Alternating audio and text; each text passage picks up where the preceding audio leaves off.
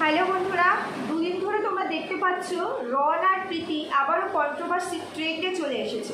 আমি একটা জিনিস বুঝতে পারি না, এই জাস্ট বছর দুই ধরে দেখছি ওরা প্রায় বছরের একটা পার্টিকুলার টাইমে না নিজেদেরকে কন্ট্রোভার্সিয়াল একটা টপিকস হিসাবে তুলে ধরার চেষ্টা করে। এবার তোমরা নিশ্চয়ই দেখেছো দুটো কমিউনিটি, তার মধ্যে রন যে কমিউনিটিটা পোস্ট করেছিল সেটা ডিলেট হয়ে গেছে। কমিউনিটিটা দেওয়ার 1-1.5 ঘন্টার মধ্যে ওটা ডিলেট হয়ে গেছে, যদিও সেই কমিউনিটি অনেকে এসে তুলে নিয়েছে এবং সেটা তোমরা অলরেডি শুনে নিয়েছো, তাই জন্য আমি আর নতুন করে তোমাদেরকে শোনালাম না। আমার কাছেও আছে কমিউনিটিটা, তবে আমি অনেকটা লেট করে পেয়েছি, যার কারণে আমি তো কালকে আর রন প্রীতিকে নিয়ে কোনো রকম ভিডিও করিনি, সেই জন্য তোমরা জানতে পারিনি, তাই আমি আর নতুন করে কমিউনিটিটা তোমাদেরকে শোনালাম না। কিন্তু প্রীতির কমিউনিটিটা আছে। প্রীতি যেখানে বলছে যে ওর চ্যানেলটাকেই আবারও হ্যাক হয়েছে। প্রীতি বারবার একটা কথাই বলে, শুধু নাকি ওর চ্যানেল হ্যাকই হয়ে যায়, শুধু ওদের চ্যানেল হ্যাক হয়ে যায়। একটা কথা আমি বলতে চাই, মানে আমি তো খুব ছোট্ট খুব সামান্য ক্রিয়েটার হিসাবে, তো তোমরা ভিউয়ার্সরা অনেকেই জানবে, অনেকেই ক্রিয়েটার আছে তারাও জানবে। তো তোমরা একটা কথা বলো, যারা বড় বড় ব্লগার হয় তাদের চ্যানেলকে দেখার জন্য, দেখভাল করার জন্য, মেনটেন করার জন্য এরকম কিছু লোক রাখা হয়। তারা নিজেরা তো সব কাজ করে না, কারণ এরা এত বড় ব্লগার, এদের প্রচুর শ্যুট থাকে, প্রচুর ভিডিওস থাকে, একাধিক চ্যানেল এদের, যেমন রন প্রীতির প্রচুর অনেকগুলো চ্যানেল, অনেকগুলো, তাই না? তো সেখানে আমরা জানি টেক চ্যানেল যারা করে তারা এই ক্ষেত্রে অনেক হেল্প করতে পারে। এরকম বহু চ্যানেল, বহু বড় বড় ক্রিয়েটারদের চ্যানেল যদি হ্যাক হয়ে যায় সেটাকে ফিরিয়ে আনাও পসিবল হয়। আর যেখানে ওদের সঙ্গে বারবার এমনটা ঘটছে, ওর চ্যানেল যেখানে বারবার হ্যাক হয়ে যাচ্ছে, সেইখানে ও তো নিশ্চয়ই আরও বেশি এক্সট্রা কেয়ার নিয়ে চ্যানেলটা চালাবে না? তো ওর চ্যানেলটা নিশ্চয়ই মেনটেন করার লোকও আছে। তো তারা চ্যানেল হ্যাক হয়ে যাওয়ার আগে পরে কিছু বুঝতে পারে না, বা তারা কোনো রকম চেষ্টা করে চ্যানেল ফিরিয়ে আনতে পারে না, এটা হয়, তাহলে তো এই মানে পৃথিবীতে যত ক্রিয়েটার আছে তারা কেউ চ্যানেল চালাতে পারবে না। হ্যাঁ, চ্যানেল হ্যাক হয়, কিন্তু তাই বলে সবার চ্যানেল হ্যাক হয়, হ্যাক হওয়া চ্যানেল একেবারেই ফিরে পাওয়া যায় না, এমন তো নয়, এমনটা তো নয়। আর বারবার একই ঘটনা ঘটে, ও কি বোঝাতে চাইলো বুঝলাম না। যাই হোক, আজকে আমি তোমাদেরকে প্রমাণ দিয়ে দেবো একদম, মানে রন নিজের মুখে কি বলেছে সেই প্রুফ আমি তোমাদেরকে দেবো। রন মুখ খুলেছে অবশেষে, এবং রন বলেছে যে প্রীতির সঙ্গে রনের আজকে যে মিসআন্ডারস্ট্যান্ডিং বলো বা ওদের সম্পর্কটা যে নষ্ট হওয়ার যে কারণ, নেপথ্যে কি প্রীতির কোনো এক্সট্রা কোনো রিলেশন, মানে এক্সট্রা রিলেশন মিনস রনের সঙ্গে প্রীতির যে রিলেশন, ওদের রেজিস্ট্রি হয়ে গেছে, লিগেল ওরা হাজব্যান্ড ওয়াইফ, সেই জায়গায় প্রীতিকে অন্য কারো প্রেমে পড়েছে, সেরকম একটা ইঙ্গিত কিন্তু রন দিয়েছে, রন নিজের মুখেই বলেছে। তার সঙ্গে আমি একটা কমেন্ট তোমাদেরকে আমার থাম্বনেলের মধ্যে অ্যাড করে দিয়েছি, যেটা রনের করা, এবং সেটা থেকে তোমরা স্পষ্টভাবে বুঝতে পারছো রন কিন্তু প্রীতিকে ব্লক করে দিয়েছে, আনফলো নয়, ব্লক করেছে। এবং সেটা রন নিজের মুখেই বলছে যে আমি আনফলো নই, আমি ব্লক করে দিই, আমি ব্লক করে দিয়েছি। কেন ব্লক করতে হলো? কেন রন হঠাৎ করে পাহাড়ে কাটাচ্ছে? কেন প্রীতি হঠাৎ করে আগের বাড়িটা ছেড়ে একটা 1 BHK বাড়ি ভাড়া নিয়েছে? সেখানে কেন একা থাকছিল? ওরা দুজন এতটা স্ট্রাগল করেছে। আমাদের এই কাপেলটা, মানে এই রন প্রীতি, এই জুটিটা আমার পার্সোনালি খুব ভালো লাগতো, ভীষণই ভালো লাগতো। তবে একটা জিনিস জানো কি, যখন মানুষ একটু অতিরিক্ত পয়সা দেখে ফেলে আর অতিরিক্ত ফেম হয়ে যায়, কেন জানি না প্রত্যেকের ক্ষেত্রে আমি দেখি তার তখনই রূপটা চেঞ্জ হয়ে যায়। প্রীতির ক্ষেত্রে হয়তো সেটাই হয়েছে, বারবার একই জিনিস রিপিটেডলি ঘটতে পারে না, কারণ আমরা তখন অনেক বেশি এক্সট্রা সতর্ক হয়ে যাই, তাই রিপিটেডলি একই ঘটনা বারবার ঘটতে পারে না। হ্যাঁ, এর আগে যেটা ঘটেছে আমরা দেখেছি, রনের দিদি জামাইবাবু নিয়ে, বাবা মা নিয়ে অনেক কিছু ঘটেছে, সেটাও রন কিছুটা সামনে এনেছে, সেটাকে আমরা দেখেছি এবং আমরা যতটা পেরেছি রন প্রীতিকে সাপোর্ট করার চেষ্টা করছি। কিন্তু আজকের ঘটনাটার মধ্যে তো কোথাও গিয়ে রনের বাড়ির লোক ইনভলভ নয়, রন আর প্রীতি তো সম্পূর্ণ আলাদা থাকে। তাহলে আজকে ওদের মধ্যে এই যে দূরত্ব তৈরি হয়েছে, সেটা কেন? দেখো, কোনো ছেলে তার নিজের গার্লফ্রেন্ডকে অন্য কারোর সঙ্গে শেয়ার করতে পারে না, কোনো স্বামী তার নিজের ওয়াইফকে কারোর সঙ্গে শেয়ার করতে পারে না, এটা হয় না। ঠিক তেমনি কোনো ওয়াইফও তার হাজব্যান্ডকে বা কোনো গার্লফ্রেন্ড তার বয়ফ্রেন্ডকে অন্য কারোর সঙ্গে শেয়ার করতে পারে না, সেটা কখনোই পসিবল নয়। তাহলে আজকে রন কেন এই কথাটা বললো? এবং রন শুধু এইটুকু কথা বলে থেমে যায়নি, রন এটাও বলেছে ভালোবাসা করে কারা, একটা স্ল্যাং দিয়ে, ভালোবাসা তারাই করে, ভালোবাসা ঘন্টার মতো, আজকে আমি বাজাচ্ছি, কালকে তুমি বাজাবে, চিন্তা করো না, পরশুদিন তুমিও বাজানোর সুযোগ পাবে। তার মানে কি? তার মানে কি একটা নয়, একাধিক। কি বলতে চাইলো? রন কমিউনিটিতে কিন্তু স্পষ্ট করে দিয়েছিল যাদেরকে আমি চিনিয়েছি তারাই নাকি এখন প্রীতির খুব কাছের মানুষ হয়ে গেছে, তাদেরকেই প্রীতি এখন অনেক বেশি পরিমাণে এন্টারটেন বলবো না, মানে অনেক বেশি পরিমাণে তাদেরকে মানে নিজের লাইফে প্রায়োরিটি দিচ্ছে, রনকে দিচ্ছে না, রনকে ইগনোর করছে। রন প্রচণ্ড কলকাতা একা একা ফিল করছিল, কারণ আমরা দেখেছি ওরা কলকাতায় ফ্ল্যাট নিয়ে মানে ওখানে ওরা রেন্টে থাকছিল, তো সেখানে রন খুব একা একা ফিল করছিল বলে রন পাহাড়ে চলে গেছে। এবং রন এই কথাও বলেছে, বর্ধমানে আমার সঙ্গে যেটা হয়েছে, আমার গায়ে হাত তোলা, কলকাতাতেও আমার ওপরে সেরকমই অত্যাচার হয়েছে। তাহলে প্রীতি রনের ওপরে টর্চার করতো, মেন্টাল ফিজিক্যাল দু ধরনের টর্চার, নাকি এর মধ্যে শুধু প্রীতি নয় আরও কেউ আছে? কি কারণ? কারণ রনের থেকে প্রীতির ফেম অনেক বেশি। রনকে মানুষ চেনে প্রীতির কারণেই, কারণ প্রীতি অনেক আগেই সোশ্যাল মিডিয়ার জগতে এসেছে। প্রীতি সোশ্যাল মিডিয়ার জগতে এসে নিজের একটা ফেস ভ্যালু তৈরি করেছে, তারপরে রনের সাথে রিলেশন এবং রনকে ইন্ট্রোডিউস করিয়ে দেওয়া এই সোশ্যাল মিডিয়া, এবং তারপরেই রন প্রীতি একসঙ্গে দুজনে মিলে ভিডিও করার চ্যানেল খোলা, এফবি বলো, ইনস্টা বলো, কিংবা ওয়াইটি বলো, সব জায়গাতেই। তো সেই জায়গায় দাঁড়িয়ে প্রীতির একটুখানি এখানে অ্যাডভান্টেজ অনেক বেশি, যেহেতু প্রীতি অনেক আগে এসছে আর প্রীতির একটা ফেস ভ্যালু অন্যরকম আছে। রনেরও কিন্তু এখন একেবারে নেহাত কম নয়, কিন্তু একটা কাপেল ওরা তো কাপেলই, তাই না? হাজব্যান্ড ওয়াইফ, তারপরে ওরা শুধু হাজব্যান্ড ওয়াইফ নয়, ওরা তো একসঙ্গে রুম শেয়ার করা, বেড শেয়ার করা, একসঙ্গে সবই করছিল। তো তাহলে এর নেপথ্যে কি কারণ? আজকে রন মুখ খুললো, সমস্তটা তোমাদেরকে আমি শোনাবো। তার আগে চলো একটু ইন্ট্রো দিয়ে নিই। Hello my lovely viewers, welcome back to my channel Dimpy lifestyle. বন্ধুরা আমার সাথে থেকো, পাশে থেকো, চ্যানেলটিকে সাবস্ক্রাইব করে লাইক কমেন্ট শেয়ার করো।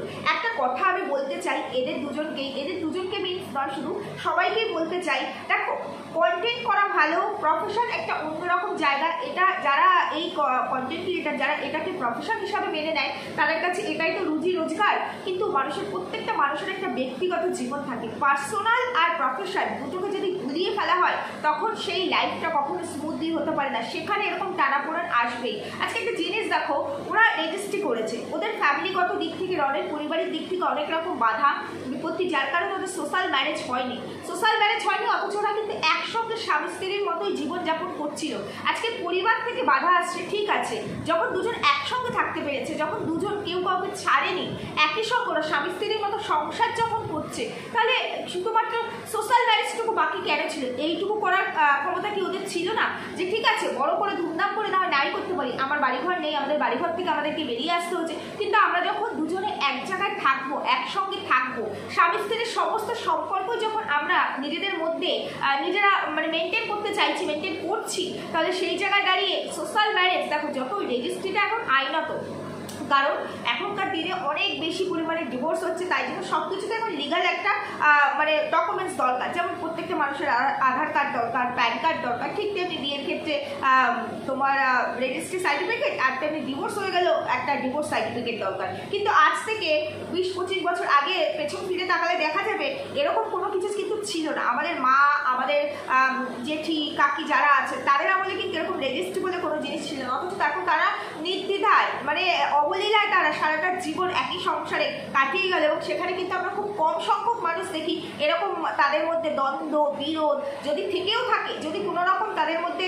এরকম মানে মিসআন্ডারস্ট্যান্ডিং হয়েও থাকে, সেটা কিন্তু চার দেওয়ালের মধ্যে বেরোয় না। আমরা সন্তানও আমাদের বাবা মার মধ্যে কখনো মুখ কালাকালি, মুখ ভার হলে সেটা বুঝতেও পারি না, এবং সেই শিক্ষাটাই কিন্তু আমরা পেয়ে এসেছি। তাহলে রন প্রীতি তো এখান থেকে আলাদা না, এবং ওরা একটা মফস্বলে বিলং করে, ওরা যথেষ্ট গ্রামে থাকে, সেই জায়গায় ওদের প্যারেন্টসরা, ওদের বাবা মায়েরা নিশ্চয়ই সেই শিক্ষাটাই দিয়েছে। তাহলে তারাই বা কী করে অ্যালাউ করে বছরের পর বছর একটা মেয়ে সোশ্যাল ম্যারেজ না করে শুধুমাত্র রেজিস্ট্রির ওপরে ডিপেন্ড করে সহবাস করছে, থাকছে?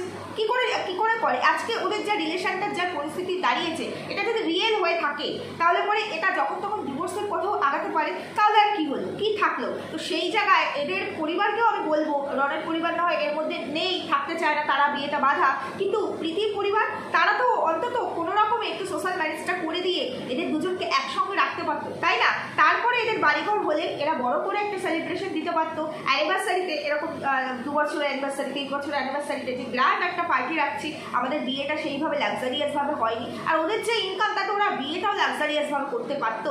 শুধুমাত্র ওদের বাড়িটা নেই, একটা বাড়ি তো 2-4 টাকার ব্যাপার নয়, লক্ষ লক্ষ টাকার ব্যাপার, আর ওদের যা ড্রিম সেখানে ওদের লক্ষ্যতেও হয়তো হবে না, কোটিতে গিয়ে দাঁড়াবে, তো সেখানে তো ওদেরকে সময় দিতেই হবে, তাই না? তো এই জিনিসগুলো এই বাড়ির লোকও ভুল করেছে, আর এরাও এত বেশি এখনকার ছেলেমেয়েরা নিজেদেরকে আপডেট মনে করে, অ্যাডভান্স মনে করে, যার কারণে এখন রিলেশন একটাও টেকে না। যাই হোক, চলো সবার প্রথমে আমি একটুখানি রন নিজের মুখে কি বলেছে সেটা একটুখানি তোমাদেরকে শোনাই, তাহলে তোমরা বুঝতে পারবে। আমি ভিডিও শেয়ার করতে পারবো না, কিন্তু তোমাদেরকে শোনাচ্ছি, তোমরা একটুখানি শোনো। ভাই আজকালকার ভালোবাসা মানে বোকাচোদা। আজ আমি হচ্ছি, কাল তুই হবি, পরশুদিন তুইও হবি। আর এক সমান সমান মন্দিরের ঘন্টা। আজ আমি বাজিয়েছি, কাল তুই বাজাবি। আরে চাপ নিস না, পরশুদিন তুইও বাজাবি। আরে ঘন্টা। এটা হচ্ছে ফেসবুকে স্টোরি দিয়েছে ডট। আমি যখন স্টোরি দেয় তার 3 ঘন্টা পরে আমি স্টোরিটা দেখি। আমি যদিও দেখিনি, আমাকে আমার খুব ভালোবাসার একজন দিদিভাই সেই আমাকে বলে, তারপরে আমি যাই ফেসবুকে দেখতে, তারপরে আমি দেখি যেহেতু স্টোরি, তাই জন্য ভিডিওটাকে শেয়ার করা যাচ্ছে না, আর আমি এখানে দিতেও পারিনি ভিডিওটা। তো কি বললাম, ভালোবাসা মানে হচ্ছে বোকা ড্যাশ। তো আরে চিন্তা করিস না, এটা হচ্ছে ঘন্টার মতো। আজকে আমি বাজিয়েছি, কালকে তুই বাজিয়েছিস, আর কোনো টেনশন নিস না, পরশুদিন তুইও বাজাতে পারবি ভাই ঘন্টা।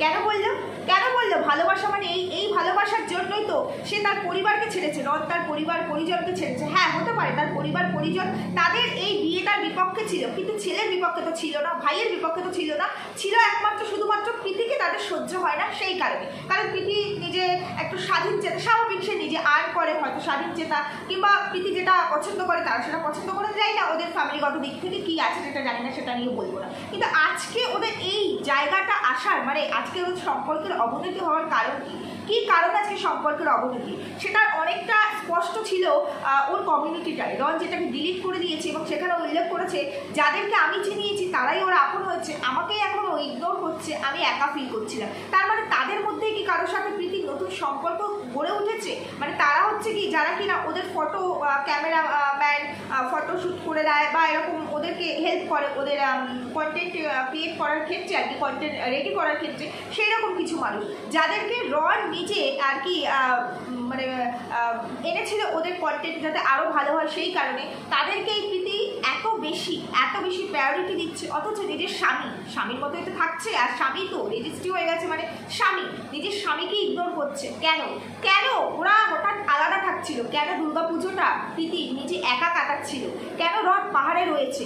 কেন রন এই কথাটা বললো? বর্ধমানে যেভাবে আমার উপর অত্যাচার হতো, গায়ে হাত তোলা হতো, কলকাতাতেও আমার উপরে সেইভাবে অত্যাচার হয়েছে, ধীরে ধীরে আমি সব বলবো। আর আজকে কেন রন এরকম একটা স্টোরি দিল যে ভালোবাসা মানে ড্যাশ, আজকে আমি বাজিয়েছি, কালকে তুই বাজাবি, ওয়েট কর, চিন্তা করিস না, পরশুদিন তুইও বাজাবি। তার মানে প্রীতি মানে মিন তো প্রীতিকেই করতে চাইলো। প্রীতি ঘন্টা আজকে রন বাজিয়েছে, কালকে অন্য কেউ বাজিয়েছে, পরশুদিন আবার কেউ লাইনে আছে, এটাই বলতে চাইলো? নাকি নিছকই এটার পেছনে অন্য কোনো রহস্য আছে? নাকি নিছকই নিজেদেরকে কন্ট্রোভার্সির একটা ট্রেন্ডে আনার জন্য, ভাইরাল করার জন্য এদের এক একটা ট্রিক? এটা তো বলতেই হবে। যখনই এরা একটু পেছনে পড়ে যায়, যখনই ভিউজ একটু কমে যায়, তখনই এরা হাইলাইটে আসার জন্য কিছু না কিছু একটা ক্রিয়েট করে এখানে আসা। সব কিছুতে আমি দেখেছি প্রীতির একটাই কথা, ও চ্যানেল হ্যাক হয়ে যায়, খালি ওরই চ্যানেল হ্যাক হয়।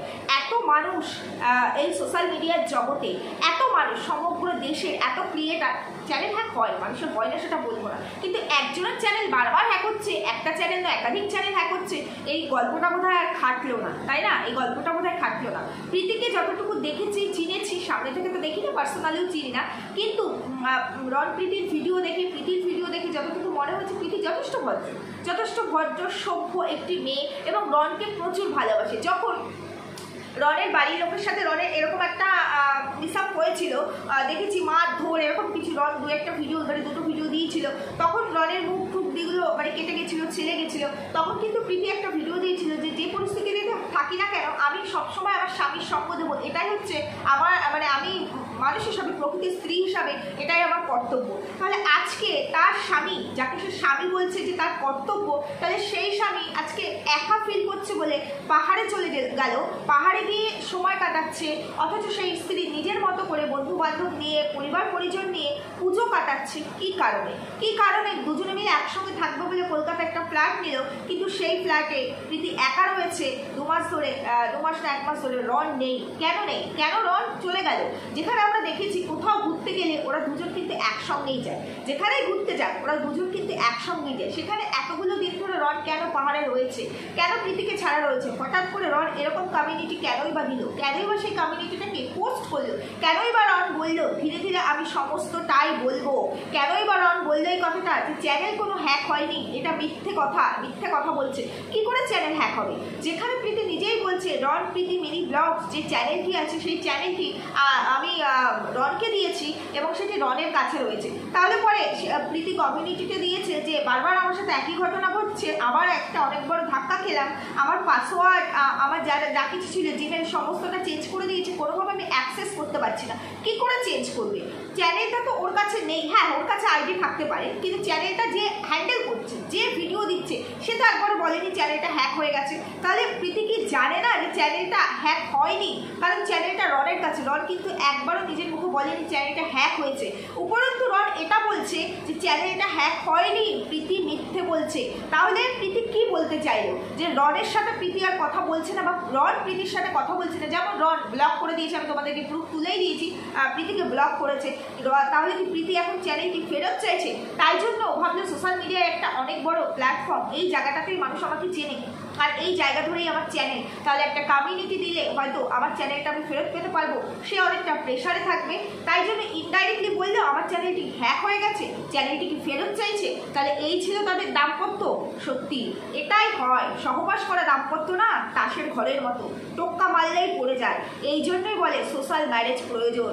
আজকালকার দুনিয়া এই যে লিগ্যাল ম্যারেজ, মানে যেটা রেজিস্ট্রি হয়, সেটা শুধুমাত্র আমাদের সিকিউরিটির জন্য, শুধুমাত্র। কারণ আমরা নিজেদের লাইফটাকে এতটা বেশি সামনে নিয়ে গেছি যে আমরা কি করছি কি করছি না সেটা ভুলেই যাই। সেই কারণে আমাদের ইনসিকিউরিটি এত বেশি পরিমাণে থাকে, যার জন্য সিকিউরিটির জন্য গভর্নমেন্ট থেকে এই রেজিস্ট্রির একটা চল, মানে বিয়ে মানে রেজিস্ট্রি, ডিভোর্স হলে তার একটা সার্টিফিকেট, মানে সেটা একটা তকমা যে না তুমি আর কোনোভাবে ডিভোর্স হয়ে গেছে এর ওপরে তোমার অধিকার খাটাতে পারবে না, কিংবা তুমি রেজিস্ট্রি করে নিয়েছো, সুতরাং তোমরা এখন লিগেল হাজব্যান্ড ওয়াইফ। তাহলে পরে তুমি তোমার ওয়াইফকে ছেড়ে বা তুমি তোমার হাজব্যান্ডকে ছেড়ে অন্য কোনো সম্পর্কে যেতে পারবে না, সেটা তাহলে এক্সট্রা ম্যারিটাল হবে। যেতে গেলে তোমাকে ডিভোর্স দিতে হবে, পেনাল্টির ব্যাপার আছে, এখানে ভরণ পোষণের ব্যাপার আছে, এইগুলোর জন্য করা। অ্যাকচুয়ালি বিয়ে মানে হচ্ছে সামাজিক বিয়ে, যেটা অগ্নি সাক্ষী করে, নারায়ণকে সাক্ষী রেখে 7 পাক ঘুরে সবার আশীর্বাদ নিয়ে হয়, যেটা যুগ যুগান্তর ধরে চলে আসছে। শুধু আমাদের এই জেনারেশন নয়, সেই সমস্ত জেনারেশন যেখানে ভগবানদেরও এইভাবেই বিয়েটা হতো, তাই না? তাহলে সেই বিয়ে না করে দুটো ছেলে মেয়েকে পরিবারও শুধুমাত্র অর্থ উপার্জন করে বলে নির্দ্বিধায় ছেড়ে দিল যে না তোরা একসঙ্গে থাকা মানে একটা সহবাস করা। স্বামী স্ত্রী যদি হতোই তাহলে পরে এটাকে সোশ্যাল করার কোনো প্রয়োজন ছিলই না, তাই না? যেখানে ওরা বলছে স্বামী স্ত্রী, ওরা husband wife, legal husband wife, শুধু বলছে না রেজিস্টার হয়ে গেছে মানে লিগেল হাজব্যান্ড ওয়াইফ। সেখানে আজকে যখনই সুযোগ পায় তখনই কাদা ছেঁড়া চিড়ি ছোটাছুটি এগুলো করতেই থাকে। মাঝখানে এর আগেও একবার দেখেছি রন প্রীতির মধ্যে যখন এরকম একটা জিনিস উঠে এসেছিল, ওদের মধ্যে ব্রেকআপ হয়ে গেছে, ওদের মধ্যে অনেক দূরত্ব হয়ে এসেছে, তখন কিন্তু রন অনেকগুলো এরকম ভিডিও দিয়েছিল প্রীতিকে টার্গেট করে যে প্রীতি ভালো না, প্রীতি খারাপ, এক্সেট্রা এক্সেট্রা। তখন কিন্তু প্রীতি একটাও কথা বলেনি, মুখ খোলেনি, শুধুমাত্র কন্টেন্ট অনুযায়ী কিছু কিছু ভিডিও এখানে দিয়েছে, যেটা ভালো করে বুঝিয়ে দিয়েছে যে ও কতটা ভালো এবং সম্পর্কটাকে ওরা বাঁচাতে চায়, সেই সম্পর্কটাকে মেরে ফেলার পেছনে অন্য কারো হাত আছে, এবং তারপরে দুজনে খুব তাড়াতাড়ি প্যাচআপ হয়ে যায়। কিন্তু রন কিন্তু তখনও প্রীতিকে টার্গেট করেছিল। তাহলে এটা কি শুধু ওদের কন্টেন্ট, শুধু কন্টেন্ট খেলা? আর এই কন্টেন্ট খেলবে বলে সোশ্যাল ম্যারেজটা করেনি, কারণ এটা মিলিয়ন ভিউজ নিয়ে কন্টেন্ট হয়ে আসতো, সেই কারণে সোশ্যাল ম্যারেজ করেনি। তাহলে যেখানে এরা একে অপরকে এত ভালোবাসে, কন্টেন্টটা পার্সোনাল লাইফে হতে পারে যদি এটা ফেক হয়ে থাকে, কারণ হয়তো দুদিন পরে আবার এদের মধ্যে প্যাচআপ হয়ে যাবে। কারণ এই সমস্ত ব্লগারদের রিয়েলি কোনো গ্যারান্টি নেই, এরা কন্টেন্টের জন্য সব করতে পারে, নিজেদেরকে বেচতে পারে, নিজেদেরকে কিনতে পারে, পরিবারকে বেচতে পারে, মরা মানুষকে জীবিত করতে পারে, জীবিত মানুষকে মৃত বানিয়ে দিতে পারে। এখন আর এদেরকে বিশ্বাস করতে মন চায় না, একটুও মন চায় না। এত কাদা ছেঁচাছেঁচি মানুষের লাইফে একবার হয়, দুবার হয়, বারবার হয় না। বারবার যেটা হয় সেটা বোঝা যায় যে ইন্টেনশনালি করছে, সেটা কিন্তু অনিচ্ছাকৃত নয়। আর এরা ইন্টেনশনালি হয় করছে, তা নাহলে যেটা বোঝাতে চাইলো প্রীতির অন্য কোথাও কোনো অ্যাফেয়ার্স আছে, প্রীতি অন্য কোথাও ইনভলভ হয়ে গেছে, যার জন্য রন প্রীতির কাছ থেকে দূরে সরে গেছে এবং বললো ভালোবাসা মানে ঘন্টা, আজকে আমি বাজিয়েছি কাল তুমি বাজাবে, পরশুদিন তুমিও বাজাতে পারবে, চিন্তা করো না। আর প্রীতি বা এত কিছু পরে কেন চুপ করে আছে, এটাই হলো সব থেকে বড় প্রশ্ন। যাই হোক বন্ধুরা, আশা করি আমি তোমাদেরকে বোঝাতে পেরেছি, যতটুকু জেনেছি ততটুকু তোমাদেরকে জানিয়েছি। কেমন লাগলো আমার ভিডিও, আমি কথাগুলো ভুল বললাম না ঠিক বললাম জানিও। সবাই সুস্থ থেকো, ভালো থেকো, দেখা হচ্ছে পরবর্তী ভিডিওতে। টাটা।